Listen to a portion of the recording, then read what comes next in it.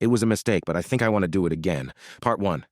This is my story about the first time I met an escort, the first time I indulged a long-held fantasy of mine, and the first time I cheated on someone. This is making me horny just writing about it, but it's also good to get it off my chest and also seek anyone's opinion on whether or not I should fulfill some more of my fantasies in the same way. Now I know I shouldn't for various and obvious different reasons. However, I 100% know for sure that I wouldn't be able to fulfill my fantasies elsewhere, so realistically, it is more about whether I should indulge my carnal desires or keep them at bay.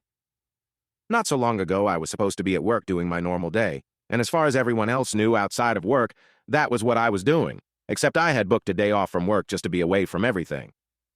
I had no real plans for the day other than to go for a random drive, as I often would, and see where I would end up. I can't remember how far along the journey the thought crossed my mind, but I realized that no one knew where I was, and I was starting to have other thoughts, dirty thoughts in turn making me horny. For a while, I tried to suppress those thoughts and carry on driving, but as I carried on driving, I found myself heading to a city, shall not be named, and parking up. By this time, my thoughts were getting more intense, and I couldn't resist much longer, so I relented, and searched online for escorts available near me. Now I knew that this was a terrible idea on many levels, but my urges, fantasies at that point, were too strong to ignore. After a little while, I found someone who was available near me and would indulge a fantasy of mine, and my adrenaline was pumping, whilst I was asking myself, shan't I message the girl I found?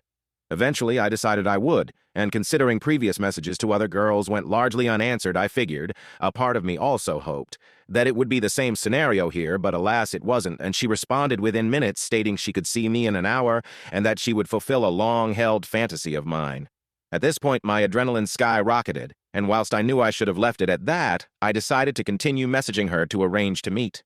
After a series of messages, I soon found myself walking into the city center looking for the nearest cash point to draw out some money to meet her.